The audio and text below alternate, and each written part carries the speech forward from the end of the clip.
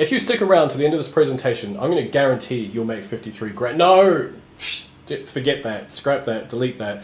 I'm kidding, of course, guys. You're not going to make 53 grand. Well, look, you might, but I'm not going to guarantee that, that's for sure. Having said that, I can guarantee if you go through this training, then you'll have a really cool process to acquire high-ticket clients. It is really straightforward, really simple, and it's something that I absolutely love doing. So before I dive into that though, welcome to my channel. My name is Jamie Gardiner, and over the last 14 plus years, I've been an affiliate marketer, coach, consultant, freaking everything, you name it, right? Pretty much done everything at this point. Wasn't always easy, failed for around about 7.5 years before finally cracking the code, as it were, late 2019, and things just started taking off. I had my first $1,000 a day, first 10K month, ended up winning an award from ClickFunnels for surpassing $1 million in revenue through a single funnel. Took around about 14 months, had 900 plus students to date. And what I talk about on this channel is really just me trying to document the last 14 years of being online, hopefully helping a few of you guys out along the way as well. As always, feel free to click the subscribe button, smash the bell icon to stay up to date with all the info I'm going to be putting out. And of course, I'd love to hear your thoughts. Are you someone who already runs virtual events? Leave a comment below, let me know. I'd love to hear your thoughts on this. Is there anything that you feel like you'd like to get help with when it comes to virtual events? Is there anything stopping you from running virtual events at the moment? Let me know, I'd love to hear your thoughts. Right, anyway, all that being said, let's dive straight into, one more thing. If you would like access to this presentation, there's a link below. Feel free to go grab that at any stage if you want to skip ahead. Right, you don't need to worry about that stuff. It's all just me talking about myself, so there you go. Right, so why virtual events first and foremost? There's a few reasons I absolutely love virtual events. Number one is you don't have to have sales calls. Now, before I get lambasted in the comments, let me just say that I started my corporate career back in technically 2005 is when I went corporate. I was working construction and mining and pest control, all sorts of stuff prior to that. So technically 2005. Started my sales career not long after that. I've taken literally thousands and thousands of sales calls. I've sold in excess of 8 figures online and offline. Well, sorry, offline and less online. It's still in the multiple 7 figures online as well though. And most of which has been done with a sales call, right? Whether that is via Zoom or the old getting on the old blower and all that type of stuff, right? Having said that, I got to this point in the not too distant past where having ran thousands of sales calls at that point, I kind of got burnt out. I realized that my calendar throughout the week wasn't really my calendar. I didn't really own my time because anyone could book times. And yeah, I can segment my time, all that type of stuff. But the problem I face is that I'm based in Australia, and one of the issues is that we are on the other side of the freaking world to everyone else. And so therefore, and if I was to time block, then a lot of that time, other people couldn't actually book in time anyway, so it was sort of defeated the purpose. So the other part of it was I also realized that out of, say 10 calls on my book, 7 people will rock up, maybe 6 if I'm lucky. And even if I've got all sorts of things there to make sure that they do actually hop on the call, a lot of people just don't, and I find it really rude. They don't even like message you or anything. They don't even like cancel, just like don't rock up. And I just hate when my time gets wasted, right? So I thought, okay, well, how can I start to close high ticket deals, start to close coaching clients and consulting clients, all that type of stuff without the need to hop on sales calls. What I will say though, before I go any further, is that I will still argue black and blue that sales calls are probably the easiest way if you start to acquire high ticket clients. If you go and hop on the old blower with 5 people, I guarantee even if you suck at sales, you'll probably still be able to acquire at least 1 client at the end of that. That's what I'm saying. Now, no guarantees, but anyway, there you go. If at some point you do decide you want to ascend, or maybe you just really hate the idea of talking to people, but you don't mind the idea of leveraging your time a little bit more, that's what we're going to be talking about now, which is one-to-many sales. So let's move my big chunky head out of the way there. So one-to-many sales, and basically what that means is that if I'm on a sales call, I am spending that time with that one person, right? So it's an intimate connection. We talk about all sorts of stuff relating to their business or their situation and pain points, yada, yada, yada. I present a solution, right? But it is not me being able to leverage my time. If I do a virtual event, guess what? I can create the virtual event and I can have 100 people there, I can have 200 people there. Now, I admit I've never had one that's been that big, but the point being is that I can leverage my time and get in front of more and more people at the same time, right? Lots easier. Number 3, oops, where are we? Is time efficient. Crikey, damn technology, right? Time efficient. So what that means is that I don't have to hop on calls one after the other. I have to DM every single person, although I probably would after a virtual event. I'd DM and just see how they got on. I'll explain a little bit more about that later. But it's really time efficient, right? I'm doing one event, I'm promoting that event, and then I'm promoting my high ticket offer at the end of that end of that event, sorry. And so that means that it's more time efficient for a sales perspective, at least anyway. There's also massive upfront value. So I've never really liked this idea that, sometimes you hop on a webinar and it's like 90 minutes to 3 hours, and it's basically the whole thing is this really aggressive sales pitch, and you kind of like, but I've got here because the hook, your amazing title said I was going to learn the step-by-step thing to do to get X result, but there's not actually that level of value there. It's just more like a sales pitch throughout the whole thing, right? And so in my opinion, I really love being able to hop on a virtual event, whether it's free or paid, really overload the value. And I get tons of comments from people that join my Facebook group, for example, and they might say, I can't believe this is actually your free group. I thought it was in your paid group, when I launch certain things, right? So I really love that approach, and it means that people are well informed of their decision, who I am, how I help folks, all that type of stuff, as well as my teaching style, things like that, before they get into that environment. And so I will say that the first virtual event I ran was a sack of dog shit, actually. It was really not that great. And that was probably me for my first 300 to 500 live videos that I did as well. They weren't lovely. They really weren't lovely. I still don't love doing it, although actually, no, it's not entirely true. I really love doing Facebook Lives, YouTube Lives, all that type of stuff. I find the pre-recorded stuff a little bit harder for some weird reason. Anyway, welcome to my world. But anyway, point being is that I just wanted to let you know that even though things really sucked for me when I first got started, I still ended up making sales, right? And even if you are someone who's kind of like shy, you think, I don't know if I could do this, just got to think that all I need to do is create some level of value for someone, try and have an insight rather than just value, like just knowledge, I should say. So and I guess the distinction there is basically, if you are giving knowledge, that's cool, but information is absolutely everywhere, right? However, what isn't everywhere is people understanding why that knowledge is important, right? And so to give you an example, let's say it's like you're not closing high ticket sales. Okay, so that's the problem. You already know that. So okay, well, I know that, right? But if I give you an insight and I say, well, it might be down to your messaging. You might be maybe calling out the wrong audience type, and so therefore they have no idea that you can actually serve them on this basis because your messaging's wrong. Really hadn't thought of that.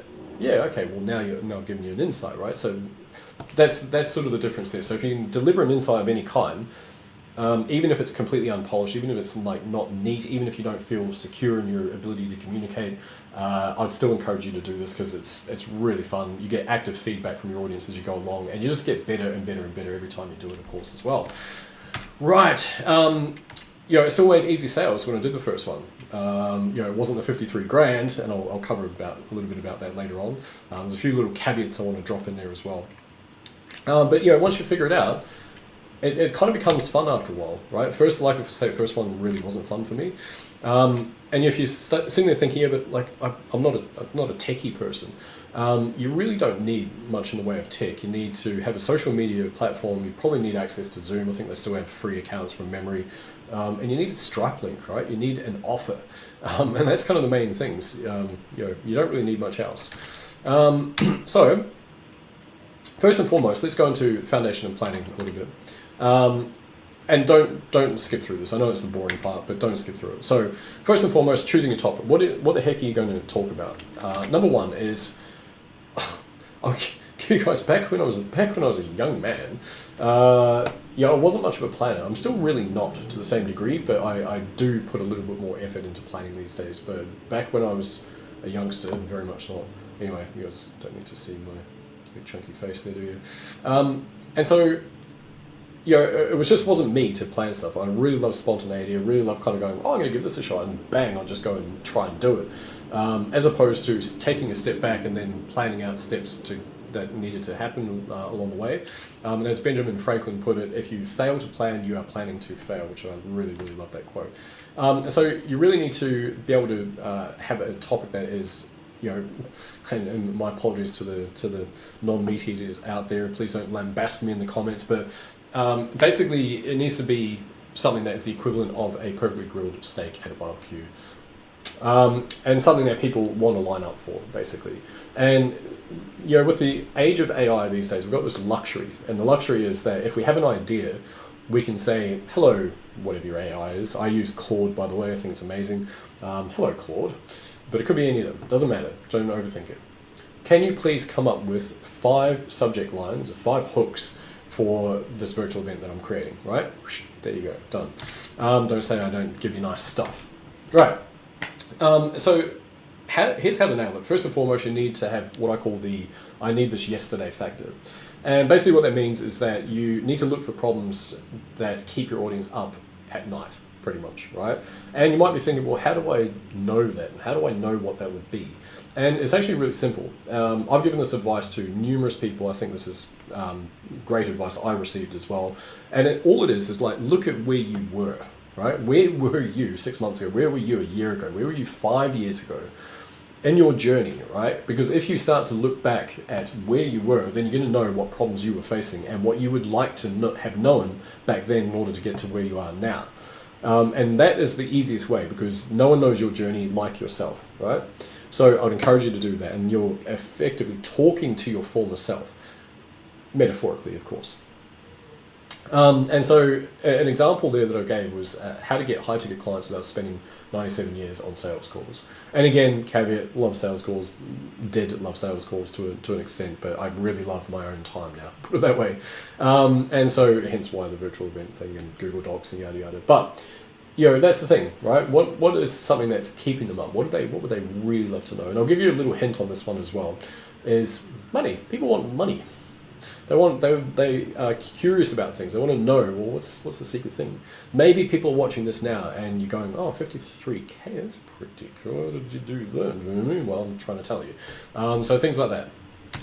Don't overthink it. Just, like I say, the first one you do is probably not going to be this amazing presentation. You're not going to win any Oscars for it anyway. Now, the second part of this is what I call the Goldilocks zone. You want to basically get it narrowed in. You don't want to have it too broad, like in terms of your hook and topic, all that type of stuff. So, for example, you wouldn't go, oh, hey, how to make money online? Well, there's a trillion, under billion, whatever that means. I just made it up. Please don't be mean to me about that. Just made it up. There's so many ways for you to make money online. It's ridiculous, right? But if you are going like too broad, then it's not really interesting. How to make money online? Thanks. Like, what do I do? There's a billion ways to do it, right? As opposed to if you get a little bit narrow, and the risk that you can take is that you go too narrow. So, for example, it might be how to optimize your LinkedIn profile's third comment for maximum engagement. Well, no one gives a crap. What do you mean the third comment? What do you mean? So that's it? Do I need to go hop on a virtual event for that? I don't know. Another one which would be really cool is how to turn your LinkedIn profile into a client-attracting machine in less than 57 minutes. I used an odd number, just a little copywriting thing, little hack for you guys, is that the human mind finds it easier to believe an odd number because it looks as though people have actually put a lot more thought into it, like it's actually been a calculated figure, right? Use that for your numbers, use that for everything. It just makes a little bit more believability. And so I'm making that up, by the way. I'm not a LinkedIn guy. I do have some stuff on LinkedIn, but it's a story for another time.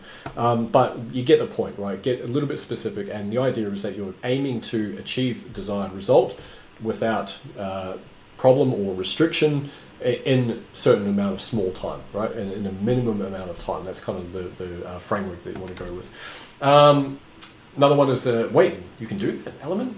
And so this is where you might be changing people's beliefs a little bit, right? And so an example there would be that people just love unique angles. And so if you're showing something that goes against the grain, it's like, even for example, I mentioned about not doing sales calls. And so I see on YouTube, I see on Facebook, I see everywhere at the moment. It's like, hey, how would you like your calendar booked out with 180 calls this month? I'm like, fuck no. Like, no thanks. Sure, I'd make a ton of cash, no doubt. That would be great. I wouldn't mind that part of it. But I don't want to give my time. And I could go down the route of hiring people. I could get a closer in, all that type of stuff. But I just don't want operational drag. I don't want to have decreased margins. I don't want to then have to upkeep this mechanism that I've created, right? So people might be looking at this going, oh, okay, I didn't think of these things. Pretty cool. Maybe I will look at this whole virtual event thing. And so, and again, the example here is how to run Facebook ads versus how I generated 30K without spending a cent on ads. Now, one of them invokes curiosity, and then if you do that to death, then you just think of something else, right? Like I say, AI is your friend. Go and think about something creative with that. And so this is a little bit harder because I think people are getting a little bit shy about this, so they don't come forward as much these days. But if you want to know what topics people are, which is going to pop, basically have a look at what they're frustrated or angry at doing. Like if they're really tired of it, sales calls, or like, I don't know, maybe they're frustrated with just going through normal courses. Maybe there's a different way that you can offer coaching. I don't know. Like there's probably all sorts of things out there. But I've had situations like there's a person that basically told me how much they hate sales calls, which I could relate to because they're talking about when they do bait and switches. It's kind of like, hey, would you like to? I've got this free thing. Why don't we hop on a call and I can chat to you about the free thing? You're like, okay, yeah, so cool. I'll jump on the free call and chat about the free thing. No worries at all. And then you get on that and they try and sell you the fucking 10K thing. And it's like, dickhead, don't waste my time. Like I see, I'm getting mad again. But I also had someone echo those same sentiments, right? So, hence why these types of things are a little bit more efficient, like I say. So if you're stuck for this, quick way, real simple, go check your DMs. Go think about your warm audience. Who is in your audience? If you're an existing coach or a course creator, whatever, go and DM folks. Go and make friends with them. Go and find out, like, hey, I haven't seen you around for a while. What's happening? How you doing? Be human about it. Be like empathetic, and then just ask, cool, like, what are you working on at the moment? What keeps you up at night? And some of them will just give you that information. If you come in with the energy of like, I'm not trying to sell anything, I don't have anything to sell you, by the way, I'm just really trying to help my audience out. Like, what do you got? What are you not? What's not working for you? If you have that energy, then people will open up, right? And so don't be afraid to just get in the DMs and send some and find out that data for yourself. You'll be able to shortlist a few options in terms of virtual events, things like that as well. Look at your most popular social posts. Look at how they popped off, why they popped off. Was it just a visual thing? Was there something in the writing? Have a look at those and try and collect some data there along the way. See if there's any questions that are popping up. And this is a little bit tricky. Like I say, I think people are less forthcoming with asking questions and things these days, but they're still out there. People are still asking questions. Highly recommend it. Just go and find some of these things, especially in like paid support groups in particular. Especially if you're in paid support groups, like I just said. Maybe I shouldn't have this little feature thing on. It's kind of distracting me. You're not really reinventing the wheel. You don't have to. It doesn't have to be the most new thing ever. Like I've got a rather large product suite now, and through virtual events and workshops that are sold and programs and courses, all that type of stuff, right?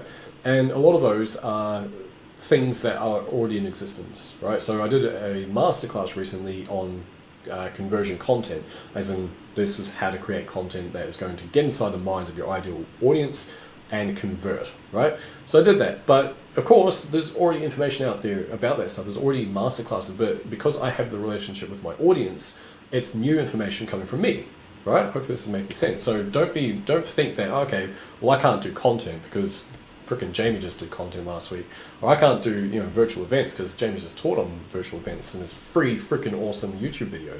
Can't do that. And yes, you can. Just go do it. It's fine. Don't overthink it. And the way that you say things, the way that you communicate, the relationship you have with your audience is going to be different than anyone else anyway, right? It doesn't matter if it's the same. I'm not saying go and plagiarize people. I don't mean go and copy people. But it's okay to have a look out there and go, oh yeah, well there's 1,000 courses on content. I couldn't possibly do one. If you're qualified to teach on something, freaking go teach it, right? It's fine.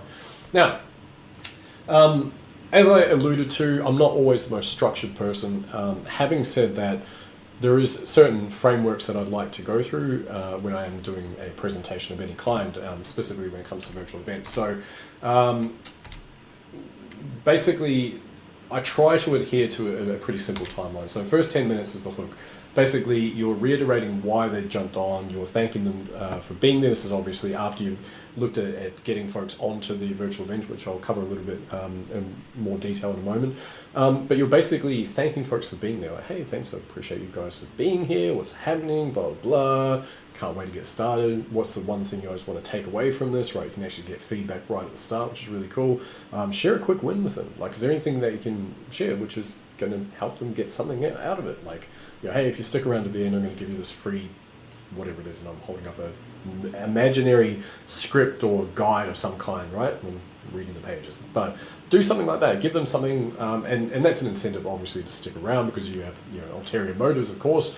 But you also want to make sure that the people that are going to take action are going to stick around anyway, right? You really want that. So don't be afraid to do that. Don't be afraid to offer an incentive like, hey, thanks for joining. If you don't want to do that, it's absolutely fine. Sometimes I don't want to get people to stay till the end because I know with my time zone, a lot of them have to stay up late at night. So say, look, here's the thing, here's the guide, here's the presentation. Feel free, if you need to clock off, absolutely fine. You've got access to all this stuff here anyway, right? And give them that thing so they actually get something from being there, right?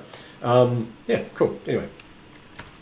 So round about the middle is, meat and taties, as it were. And this is basically where we're delivering the goods. We are breaking it into actionable steps, 3 to 4 sections where it shows how to implement certain things. And again, coming back to that thing, I know this is like overarching stuff and this is going to be a little bit contradictory, but I really hate when I jump on a webinar. It's like, hey, well, if you want to make $1 billion, then all you need to do is sell 1 trillion books or whatever it is. It's like, oh, okay, well, I knew that. How do I do it? Oh, well, you put them on Amazon. All right, cool. Well, how do I do that? And so I'm trying to give you guys some value here and stuff that's going to be implementable. But try to give this stuff. Try to give as much stuff as you can. And I understand, and this is a mistake that I made early on in my journey as well, is that I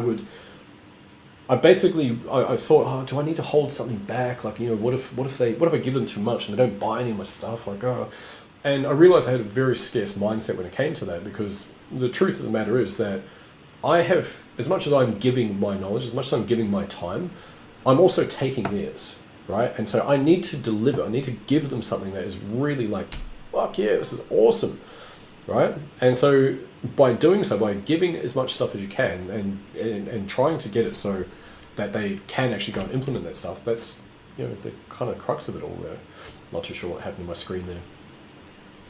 Last part of it. Now, of course, I've just put this as a range. It could be 5 minutes at the start, it could be an hour in the middle, it could be 30 minutes at the end, whatever it is, right? But you kind of get the point. Final sort of 20 to 30-ish minutes is at the close. Basically, is where you transition smoother than a jazz saxophone solo into your presentation, into your pitch, right? And you're ideally looking to pre-handle objections as they come about. Like, hey, like one of the things I mentioned throughout this, well, I don't really have anything related specifically to virtual events to sell you guys, but I've also said, like, don't let it overwhelm you. Like, you don't need much stuff. You don't just need a Zoom, a social media account, and a Stripe link, and an offer, right? Like, it's not too hard. We could all be doing it. And that's me pre-handling objections, because I think a lot of people go, oh yeah, well, hang on a minute, like, but I can't do it because I'm a 200-year-old wizard, and what do I need to, like, what would I do with all that information? How do I put it out there? Gosh darn it. I don't know where that came from, by the way. There you go.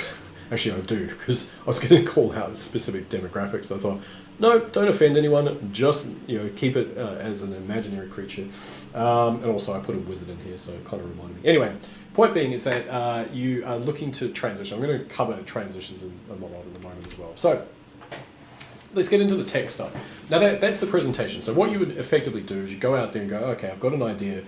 Cool, and here's the hook. Oh, this is the big thing, right? And so you go out to your audience, you go test that out. You see, hey, if I put it together a virtual event covering XYZ, would you be interested? Yep, me. Everyone like hashtag me's under your post and all that type of stuff.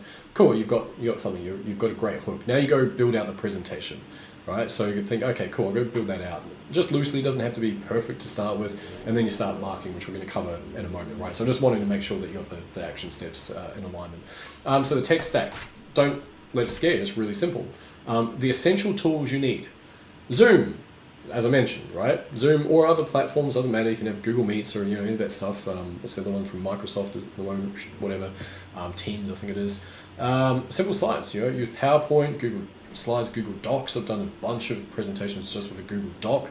I've got this fancy sort of like thing that I've got here, but you don't need to do that. I get the kind of like irony of that. And then something to sell, right? You can't have you can't kind of do a virtual event just to be the good guy and give value. That's very nice of you, But you've got to understand that there will be folks in your audience that are ready, willing, and able to take that next step to work with you to get that help that they know you can provide. And so you've got to have something to sell them, right? Got to have something to sell them. So make sure you have that. Now, you can also have optional extras. You don't need any of this stuff. And this is the thing. I think when you start taking a deep dive into the stuff, and don't get me wrong, I used to do this as well. I'd be like, oh, I need the bestest funnel builder. I need the best autoresponder. I need this, that, and the other thing. And the problem with that is, like, you get bogged down doing stuff that is really not financially moving the needle for you. And you kind of know it as well. Like, you kind of sitting there going, oh, great, I feel productive because I just finished, page number 800 of my fancy funnel. And you're like, yeah, but there's not, like, I don't really have an audience though. Like, oh, and I don't, like, haven't really spoken to anyone. And like, I don't know, like, yeah.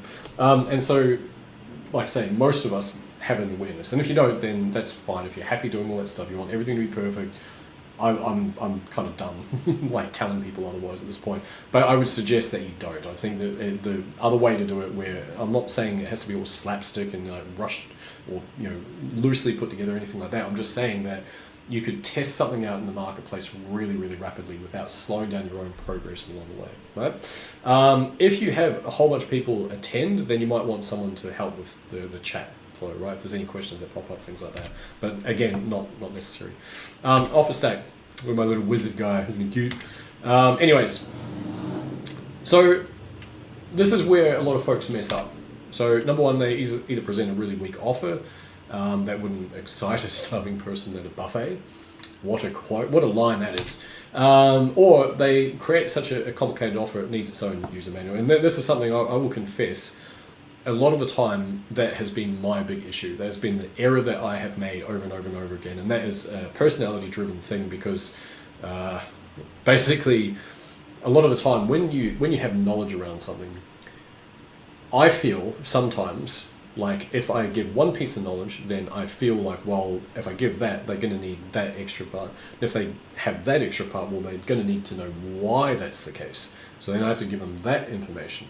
And if I have that information, then that ties this other thing as well, right? And so throughout my marketing career, I've made certain simple offers that have gone out to be rather complex, unnecessarily as well, right? So don't do that. Learn from my mistakes. Just keep it really simple, and I'll show you how to do that as well in a moment. So we need an offer, right? We need something to sell. Now, on the assumption that you already have one, that's completely cool. You can skip over the step.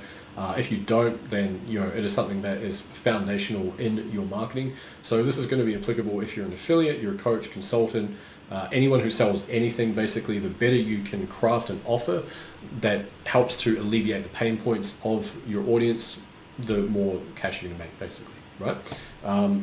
Given the size of the audience, etc., etc. Now, I'll leave a link somewhere to one of my other trainings on offer creation, where I do take a deep dive into that stuff and comes with guides and manuals, all that type of stuff. So if you want to check that out, be my guest. But it is a crucial skill, regardless of what you do. If you're an affiliate, you need it. Like a lot of people are like, oh, I'll just send them my link. Yeah, that can work. But I think it's better to learn how to craft an offer. So that way, if your conversions are like 5% and you want them at 30%, learn how to craft an offer. Right. Anyway, moving forward. Main course. So your primary service or program, obviously that needs to be there. Make it so that a very young person can understand it and explain it as well, like I say. And if you want to make sure that you are clearly articulating things, go to hemingwayapp.com. There's a link there if you did end up grabbing the presentation there. And just check the flow and readability. Like, does it make sense? And Hemingway app will actually show you that as well, by the way. Focus on transformation, not features. This is a big mistake a lot of folks make is that they'll go, it's got 25 modules and each one's an hour long and you're going to get this and that and that and that. And don't get me wrong, like, more stuff can be beneficial for people. They think, oh, cool, all these bullet points are getting more stuff. But that's features. What we want to sell is the benefits. What we want to highlight is the benefits. So, for example, instead of going 26 modules, 1 hour along each, you could say something to the effect of each lesson is broken down into bite-sized chunks so you can do them on the fly, right? Listen on the fly with our audio option available, things like that, right? So hopefully you kind of get the distinction there. Another example there, from 0 That's Great England. From $0 X in 60 days. From 0 to X dollars in 60 days, right? Now, again, make sure you can back up your claims, right? Like, don't be one of those marketers just like, oh, how to get to 10K in 90 days. Have you done it? Have you made 10K in 90 days? Nah, I haven't. Really? Well, how can you fucking do that then? Right? Make sure that these are things that you have done, right? It's just make the marketing industry better. Just things that you've done only, and promise those. Or, sorry, you have done or know that you have the capacity to help someone else do is probably the other way to put it. Don't make promises you can't keep. The OMG, I get all this alpha stack example. Right, so core program. Complete system laid out step by step, templates, and make implementation brain dead simple. Think paint by numbers, but for making money online, right? Now, if that's your niche, of course, if that's not your niche, go do your homework. You know how to articulate to your own audience, hopefully. Implementation support, and these are all examples, by the way. 997 value, 6 weeks of hand-holding, not literally, that would be weird, but you also get weekly Q&A calls, private Slack, Facebook group access, etc., whatever it is for you, school, yada, yada, yada. Same. And that way, folks feel like they're being supported along the way as well. Quick start templates, 497 value. Swipe files work better than a copy-paste diet. Scripts that convert like crazy, frameworks that remove the guesswork. Bang. And these are all just random examples, by the way. Don't overthink any of this stuff. Extended access, 497 value. Lifetime access to updates, future bonus trainings, active and past Q&As, etc., right? So this is an example, and as you can see, there's an odd number attached to them. 1997, 997, 497, 497, which brings you, total value 3988. That's a big number. Oh god, $3,988 of value. Now, there'll be a few people in the audience go, oh, I don't believe in that stuff. And look, you don't have to do any of this stuff, right? I'm not saying that this is the only way to sell stuff. I've sold offers before where it's just like, here's what you're getting, and there's like 5 bullet points, and there's the price down the bottom, right? And people buy it. And that's more to do with the connection I have with my audience, as opposed to, and also the offer and what I was hoping to be able to help this person with. That's why I was able to do that, right? Sometimes I go bespoke, sometimes I do this type of stuff. And then actual price. And so when you're putting a big number next to a small number, is what we call a price juxtaposition or price anchoring. And basically that means that you've got a large number, so people have that psychologically in their mind, and then you're saying, here's the small little number at the bottom. Like, oh my god, it's so cheap compared to the value I'm getting, right? And that's kind of like what happens. Now, of course, as marketers and markets become savvier, these things are going to be less effective, I will say that. But having said that, depending on the stage of awareness your market is in, this can work pretty damn well. So, oh man, it's a lot of fun up here, it really is. If your offer stack doesn't make people's eyes pop out like a cartoon character, keep working on it. Go back. Okay, I noticed that you seem like you seem interested until I actually drop the offer. Like, what is it? Any reason? They'll tell you. Get feedback from your marketplace. Right. So now we've got like the offer dialed in, and like I say, I'll leave links regarding that type of stuff. We've got the presentation kind of all sorted, right? We need to optimize that a little bit, and with that active feedback from your audience, you can actually optimize as you go along as well. Now we're into the promotional phase of this. So I understand. I just realized how small the font is. Annoying. So hopefully you guys can see all this okay. Right. So a few mistakes people make.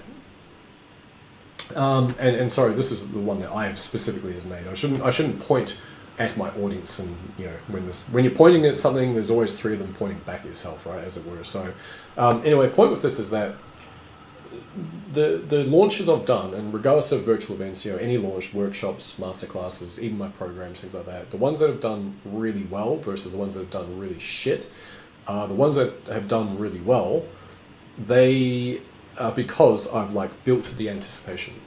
And it feels weird when you first do it, because you're like, oh, fuck, I don't want to be hypey, like this is bullshit. But when you do it and you're like, you're not hyped, you're excited about it. You're like, I can't wait, because I know that this is going to be a freaking game changer for people. I know that the information I'm going to provide and help people with is going to be absolutely amazing. And so even if you spend a day or two prior to actually dropping all your information about what's coming up, the build up of that anticipation is going to get more people intrigued. People love the energy that surrounds those types of things, right? The mistakes that I've made, and sometimes like I used to get so excited, I'd be like, okay, I've got an idea, okay, offer, and I'll do the thing, Stripe links or whatever, and then I'll go, okay, cool, no, I can't wait till tomorrow, here you go. Hi guys, guess what? Go to this thing, it's really awesome, you should do it, it's the best thing ever, and I've been sweating on it all night, and it's going to be freaking amazing, and here it is, there's a link below. And people are like, oh, what? What is this? And that was a mistake that I made multiple times until I realized, like, hang on a minute, there's something I'm not doing on some launches that don't go well, something that I'm doing on launches that go well. What is the difference there? Now, there's a few different factors of that, of course, but one of them is not building that anticipation prior to announcing things, right? So, now, these are just guidelines. You don't have to have 10 to 14 days out. I've had ones that are like 72 hours, 5 days out, things like that, right? So don't take this as absolute gospel, is my point. So you basically want folks to have that level of anticipation that by the time you're actually dropping your offer and stuff and you've been talking about it so much, they're already pre-primed anyway, right? And so that's kind of where you're aiming. So, announcement. Drop hints like breadcrumbs leading to a goal line. For example, we might say something to the effect of, I've been working on something behind the scenes. If you want X result, you'll want to stick around over the next few days as I drop what's been happening and how it can help you, right? Sounds really simple, but it's that anticipation thing, right? And so some people will go, oh, can't wait. Yay, that's good. Good on you. Some people will ignore it. Some people will look at it, not engage, and then they'll just rock up and buy your stuff, right? That happens more often than you think. So, share a transformation story that relates to the event. Okay, if you have them, if you have existing coaching students or whatever, even your own story of transformation, that's enough, right? I was here, I was sad and lonely, and now I'm here and I'm amazing, right? If you have that type of stuff as part of your content, as part of what you're putting out there, it's really, really powerful. Use FOMO, fear of missing out, like seasoning, just enough to make it tasty. You don't want to be weird about it. Okay, so the way that I would normally do this is I'd say, depending on what I'm looking at, be like, cool, we've only got 20 seats available, can't wait to see you guys there. And that's if you're wanting something a little bit more intimate. You can reduce the numbers, you can just remind people of the deadline to jump in, things like that as well. Or even just saying like, hey, you won't want to miss out on this. Like, everyone's going to be there, it's going to be really cool, like all the cool kids are there. Make sure you hop on this, it's going to be absolutely awesome, right? Even just doing that. And this is just an example. Just wrapped up a training that helped one of my students go from where all the clients to I need to hire help in 47 days. Going to be breaking down the entire process and upcoming training. Who wants details? Right, so it's really, that's like, obviously I made that up, but like it's really impactful. Who wants details? Yeah, me. Okay, cool. Bang. Now you're already going to start getting people interested in your virtual event, right? Pretty cool.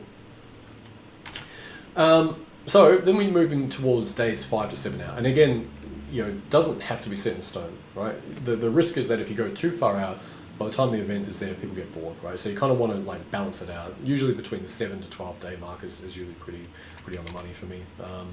So this is where we turn up the mojo and the marketing, and we kind of like put the pedal to the metal, so to speak. So to give you an example, these are, like I say, hypotheticals here. Monday you might put out something that shares a big problem that you're solving, right? So by the way, in this virtual event, I'll be hosting it later on this week that does XYZ, right? It could be so it's a direct response, or you could do a story about how your virtual event will solve the problem that is presented in the story, right? Hopefully that makes sense. Tuesday, drop a quick win related to the training. And again, this is going to be more prevalent if you've got existing students, right? You can speak to them. If you don't and you're getting started, it's fine. Just think of a quick win. Like, when I discovered this process and started deploying this in my own business, this is the result that I found. When I started taking this particular supplement and doing this particular regime that takes only 5 minutes a day, I lost X amount of weight, right? When I started stopped doing this particular thing and started doing this particular thing, which only took 20 minutes a day, I started building muscle mass, whatever it is, right? Whatever your niche is, that's kind of like what the win is basically. And these are just examples, like I say. Again, student success story, kind of hard if you don't have students, but you can share your own as well. Again, you can relate it back to the virtual event and how this particular process has helped you, things like that, or you just repeat some of the other days as well. Behind the scenes peak, something I did with a recent promotion that I did for my Ultimate Marketing Mastermind program, basically where I went out and I did a video of exactly what they were getting as part of the program, showed them the support, showed them the program, all that type of stuff, and then a little bit of a behind the scenes, so to speak.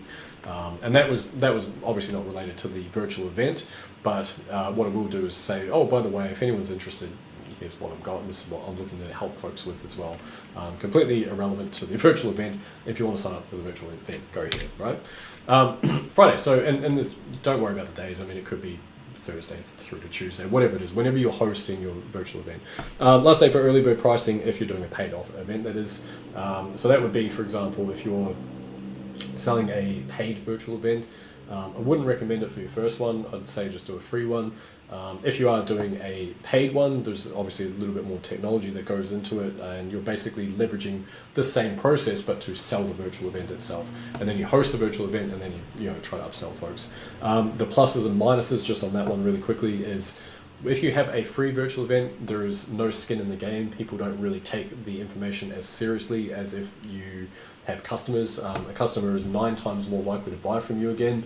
They're 60 to 70% more likely to convert than a cold prospect. So if you have 10, 20, 30, 40, 50 buyers on a virtual event, it's going to be a lot easier for you to ascend 5 or 10 of those up to your high ticket offer, right? As opposed to the other way, which is like, hey, a bunch of freebie seekers, and now can you buy my stuff? And they're like, whoa, hang on a minute. Both work, right? There's nothing wrong with doing the free ones. In fact, like I say, I would probably encourage you to do a few free ones first, and then start to get a feel for things. And then once you're comfortable, then you can start selling them like a low ticket virtual event, and so on and so forth, right? So that's that.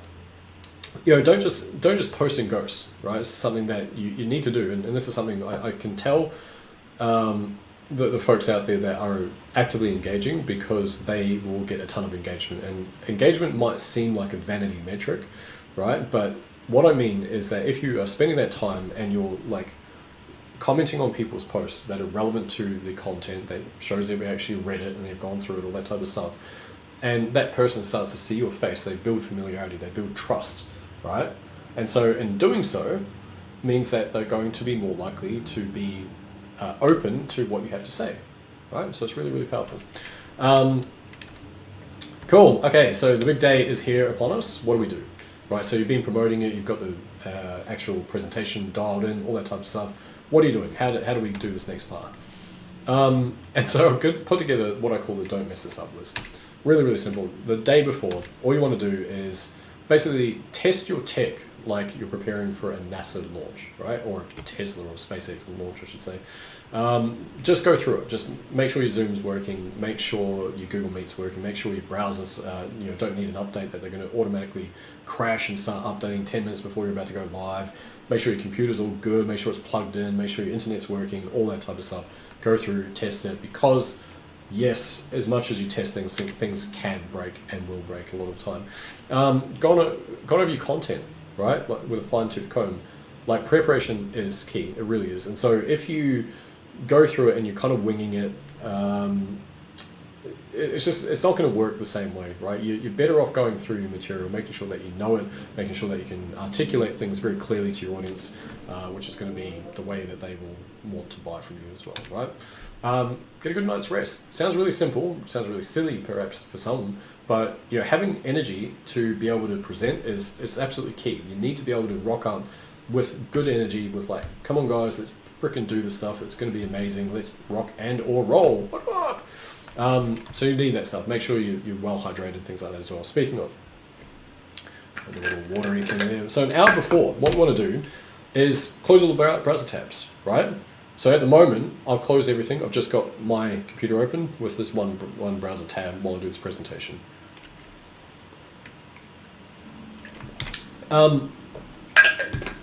And if you are someone that has coffee or an energy drink, things like that, have that, smash it. I personally don't before a presentation, and the reason for that is because I find that like it accelerates my heart, and I kind of like, I think it activates your cortisol levels if you're having a lot of caffeine, and so it makes me more nervous, and I tend to like have shallow breaths and stuff like that. So I personally don't, but if that's your jam, that's what you need to focus on. Absolutely cool, go for it. Do a final sound check. There's nothing worse that, and I've had many instances where I'll be sitting on Zoom, like back when I was taking sales calls or even coaching calls. Sometimes people will rock up and they're just sitting there. I'm like, no, I can't freaking hear you. This should have been done before we got on the Zoom. There's like 10 minutes wasted of them mucking around with their tech, right? And so don't do that. Don't do that. Make sure that your sound is all good and you're all wired and everything's all kosher. Practice your, oh no, the internet died face, just in case. Just in case. You never know. It probably won't, but you never know. So during the event, energy game. Start with more energy with a toddler than a toddler who just found the candy stash, right? You need to be like, come on. Because there's nothing worse. If I hop on now and through this video, assuming that there's anyone watching at this point, and I appreciate you, by the way, if you are, please let me know. If you are watching at this point, please drop a comment. Let me know. I would absolutely love that. This is the reason why I do this, is that I'm just waiting for that one person that I can help out there that is like, is dropping some gold here. He's a few nuggets. A few little chicken and gold nuggets in here, wouldn't mind leaving a little comment just to let him know. If you could, that would be amazing. But anyway, point being is that if I rocked up to this and I said, and I turned the dial down on my energy and I just went, hey, what's up guys, Jamie, and thanks very much for hopping on this call. Thanks for watching my video, really appreciate it. And yeah, I'm going to talk to you guys about this 53k event that I did, and hopefully you guys get, like, that's a recipe for sleep right there, right? Now, I'm not going to go into depth with this, but there is actually 3 tonalities that you can use. This is from a book called Never Split the Difference by Chris Voss. Anyway, so there are 3 tonalities. Late night FM DJ voice, which is if you are talking a little bit softer like that and you're not trying to elevate your energy levels that much, then that tends to put our brains into a more relaxed state, right? There's another one where if you're like inflecting up at the end of your voice, it's like playful and happy. And so then the other one is where you are being more assertive, and that is where you would talk down at the end. If you are wanting to sound instantly more confident, all you need to do is learn how to inflect downwards at the end of your sentences. So if I say, start with more energy than a toddler who found the candy stash, right? It's almost questioning. Now, obviously, I've emphasized that to be dramatic, but if I did it the other way and I say, start with more energy than a toddler who has found the candy stash, right? So there's something authoritative about that. Start with more content, start with more energy than a toddler who found the candy stash, right? Stash. Anyway, go practice that. It sounds really weird, but go do it because it is really powerful to sound authoritative, to sound like you are confident within your topic, things like that as well, right? Anyway, so, but you need to have that energy, that's the whole point. Right, keep the pace moving like a thriller movie. Thriller. No, don't sing, Jamie, it's terrible. Try to drop engagement prompts. I should have done this a lot more throughout this video, but I did ask you guys just before to drop a comment, and also earlier on. Should have done it a lot more. YouTube's a little bit different, but I do try to get engagement on my YouTube videos, so again, would be appreciated. If you wanted to drop a comment, let me know. Have you done a virtual event before? How did it go? What are your thoughts on virtual events? And if you haven't done one, what's stopping you from doing it? I'd love to hear your thoughts on that. And so there's also a psychological factor. If you're getting people to engage, it means that they are showing that they're actively listening to you as well, which is also really important. And then from a sales perspective, you're tying them down, right? So it's really subtle, but if they are actively involved in the conversation, you're tying them into understanding the methodology that you're teaching, whatever it is. It's more likely that when you present the offer, they have started to prime themselves for that offer. Right, they've started to prime it, and I'll explain how you can bridge into that a little bit later on as well. So 3 real simple types that they can use. Number 1 is type boom in the chat if this is blowing your mind. Drop a 1 I tend to use a lot is drop a 1 in the comments if you are getting a ton of value out of this. 1. Thanks, guys. Sometimes I even joke about it, and I say things like, look, my fragile ego really needs it. So if you can drop a 1 in the comments if you're getting any value whatsoever, I'd really appreciate it. People like 1. Thanks, guys. Drop a fire emoji if you're taking notes at this point. I hope you are. I hope you guys are all taking notes. Another one, let me know on a scale of 1 to 10 how much this would help your business. 1 being the best. Let's go. Should all be 10s. I mean, wait, other way around. You know what I'm saying? Anyway, kind of get the point there. Right, how do you transition in a way that's like not super, super, super weird? So, it doesn't need to be awkward, right? It doesn't need to be like this, all right, pitch time, guys, let's giddy up and go. I have made many mistakes when it comes to pitching. I've lost my confidence midway through, all that type of stuff, and I've still sold stuff, right? So even if you completely mess it up, it actually doesn't matter. But here's what I normally do. Is at the start, at the beginning, I will introduce myself, like, here's me, this is what I've done, blah, blah. For anyone that's new there, most people are going to know you, but you want to reiterate what you have done, who you have helped, outcomes you've achieved, etc., etc., etc., right? It sounds very self-aggrandizing, and it is, because you need to stamp that level of authority so they know, shit, this guy knows what he's talking about, or lady, whatever.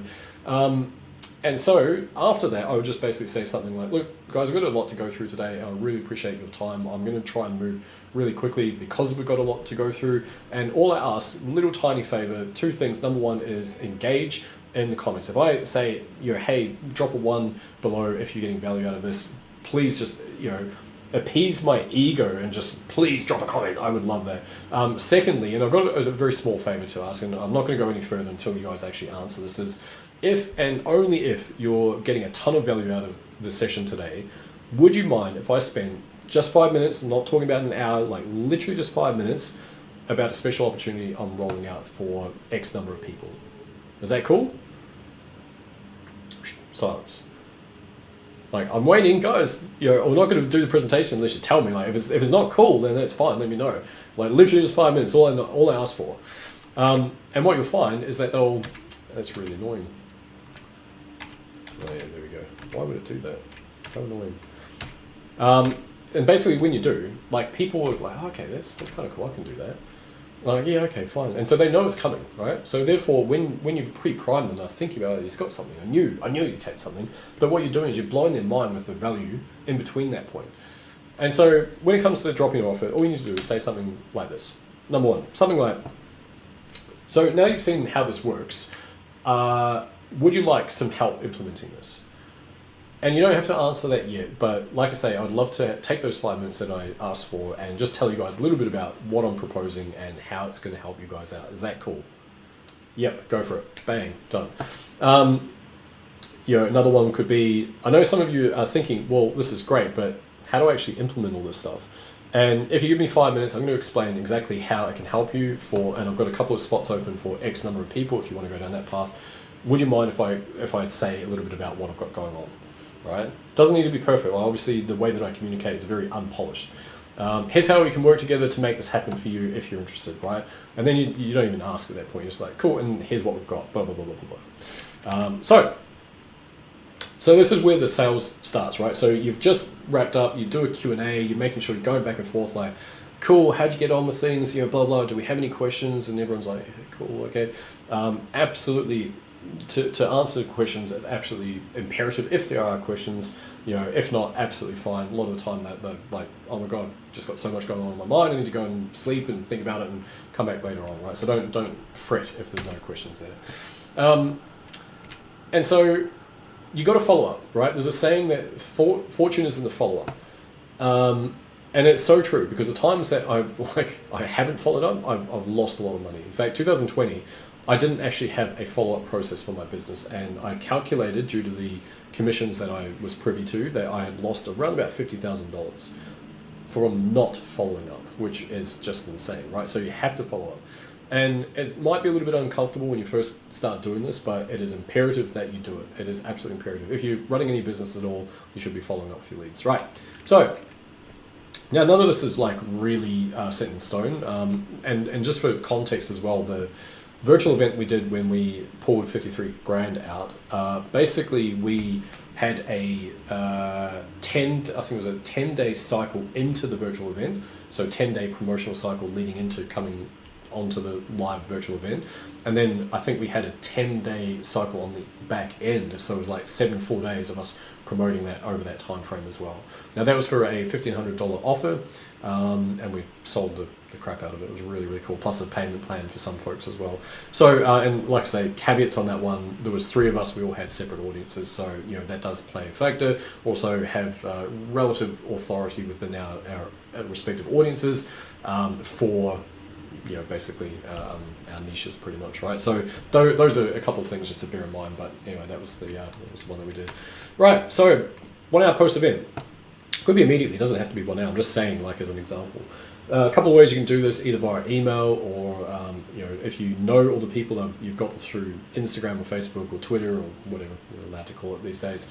Whatever the platform is that you host it on, if you have the capacity to DM them, I just follow this guidance basically. Really simple. Pretty much like copy something like, hey, name, that was epic, love seeing you on the training. Just want to make sure you got all details about the offer. Special event pricing ends in time frame. Make sure you give them the deadline. Want me to send over the complete breakdown? They'll say yes or no, or they'll ignore it, right? There are 3 options. Another variant is, hey name, I hope you got a ton of value from the event, because you're inviting questions on the back of that. Just dropping the details of the opportunity I mentioned, as I think it would be perfect for your next move. And this is a little bit more aggressive, but it's still, the way you do this and is to have like a really detached energy with it. And if you're just like, cool, here you go, I'm putting it in front of you. If you want it, cool. If not, absolutely no stress whatsoever, right? So that's kind of like the attitude you need to have. And bang, here's the link. Last chance to grab it is date. And if you are reducing the numbers of availability, then you also say something like, also, I'll be closing it off once X number of spots have been taken, or after X date, whichever comes first. Let me know if you've got any questions. Something like that, right? Now, like I say, a little bit more aggressive, but it does work really well. And it also means that okay, well, I had 100 people there, and now I know that 100 people have the opportunity that I'm presenting in front of them, right? So at least you know that. Because here's the crazy thing. If you're trying to sell $10,000, whatever it is, and you only have 1 offer out there, you're not going to make 10K, right? You need to think broadly from a business sense, that if you're converting at, say, 5%, 10% for argument's sake, let's go 10, let's be generous, and say if you've got $100,000 worth of offers out there, then at least you're probably going to make 10 grand, right? If you've got no offers out there whatsoever, and you're like, I'm going to try and put 1 offer out there, and you're still not going to make 10K, you know what I mean? So you need to think in those types of volumes, right? Conversion rate, 10% equals 100 grand worth of offers out there at any given time to make that 10K, right? Hopefully making sense. Right, next day, and this is on the assumption you're doing like a 72-hour window for them to take up the offer, which does tend to work quite well because it's quite fresh after all the information that they've had, and they're still thinking, should I implement this? Like, maybe I'll go on my own. No, actually, you know what? I need that help. Freaking need it, right? So send replay access, get your VA, or if you're doing it yourself, just send that over. And builds goodwill, like make sure they've all got that as well. And share the first round of testimonials. If people have already jumped in, sometimes you'll get the situation where people are like, this was a no-brainer for me, and bang, now you've got some social proof there. This is a no-brainer for me, highly recommend it, everyone should jump on this. Cool, thanks so much, I love that. Bang, you put that out there, and you're basically getting social proof and active live client referrals and client basically social proof, proving that like, hey, I've got people jumping in and they're loving it, and so if you want in to the cool kids club, you got to buy it, jump in the thing, right? Anyway, and so then you just remind them about special pricing and spaces left, all that type of stuff as well. Now, final 24 hours. So again, on the assumption this is like a 72-hour close. If it's a week long, you just do the same thing, but you'd space it out a little bit more. And then last day, every single launch, every single thing you sell online, the last day is where the bulk of the sales are going to come from. Every single time without fail, right? You'll have a spike at the start, you have the valley in the middle, a few little things here depending on how you're approaching the promotional cycle. Then the last 24 hours, bang, big sell, big sell, big amount of people. The most amount of money you'll make is in that last 24 hours. That's what I was trying to say. It's late in the day, it's time for me to go for a walk. Anyways, so basically this is where, if you're on an email list or anything, you probably want to step up the aggression levels a little bit, and you ideally want to email at least 3 times on that final day. And you might be thinking that sounds very aggressive. Yes, it is. You're going to get some unsubscribers, going to get some people that are peeved, but tell you what, you'll make way more cash You'll have a better list because the people that don't want to be there because they're afraid of someone selling to them, which I never understand, they won't be there anymore, right? And so therefore, it's kind of speaks for itself, right?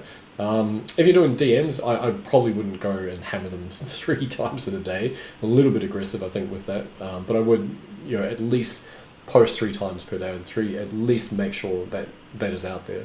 And in doing so, what it then means is that I know that I've given myself the best opportunity to make sure that this offer flies, basically, right? But I would basically DM folks and say, hey, just letting you know, last chance to hop on is X. A lot of people just say, sounds great, timing's bad. Sounds great, can't afford it. Sounds great, not interested, right? Sounds great, finishing up with another mentor, etc., right? But some people go, yep, okay, cool, I've been meaning to get onto it, done. And it will feel weird. The first time you do it, it's going to feel strange, but that will disappear after the first time you do it, and you realize that you made a bunch of sales. You'll be like, oh yeah, actually, it's kind of cool. Right. So,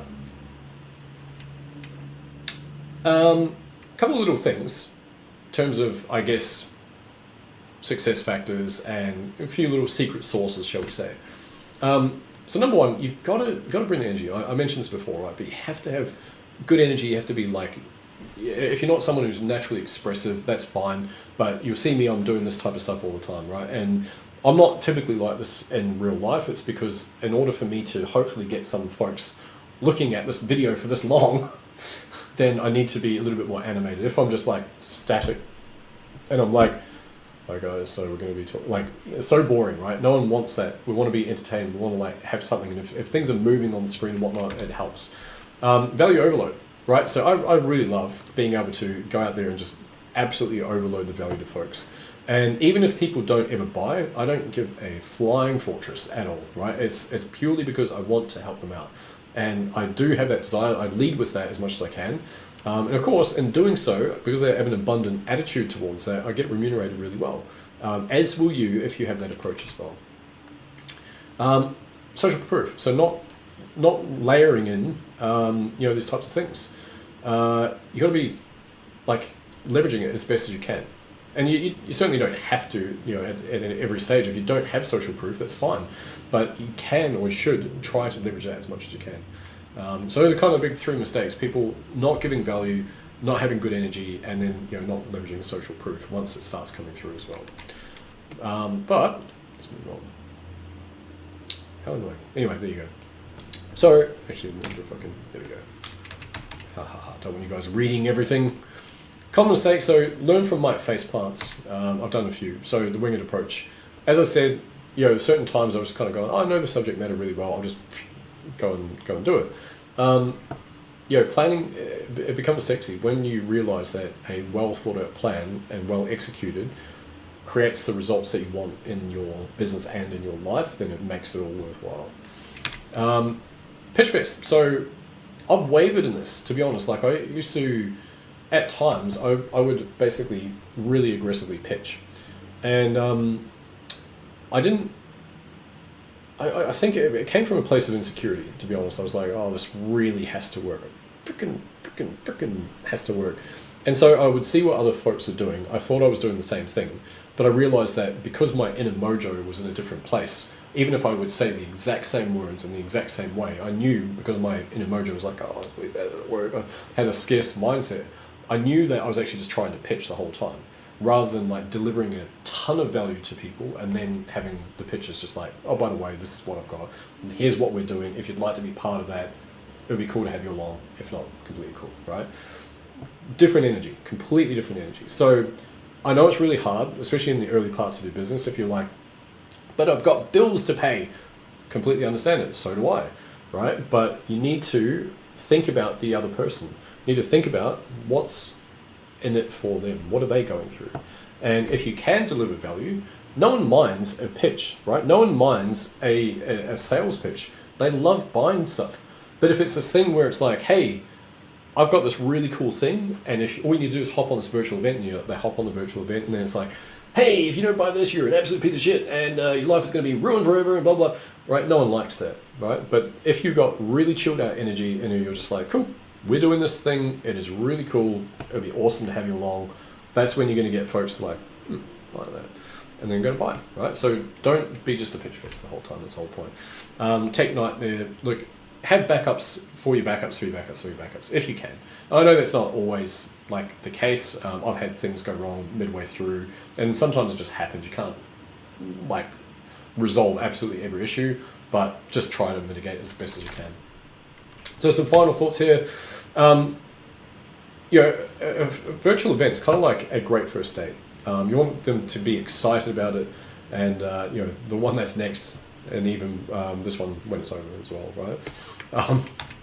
Sorry, I was half laughing, half reading that line. I was thinking, what was I on when I was writing this, man? Far out. Now, speaking of pitches, I'm going to spend the next couple of minutes giving you guys a pitch. If you need more help with this stuff, you need some more help implementing, I have a program. I have a couple of different programs, but the one that I am promoting on this particular video, it's called Monetise Your Tribe. And effectively, there is a link below. It's going to lead you through to a Google Doc. It explains exactly what it's about, who it's for, and what you can expect to achieve at the outcome of us working together. I've helped over 900 students at this point.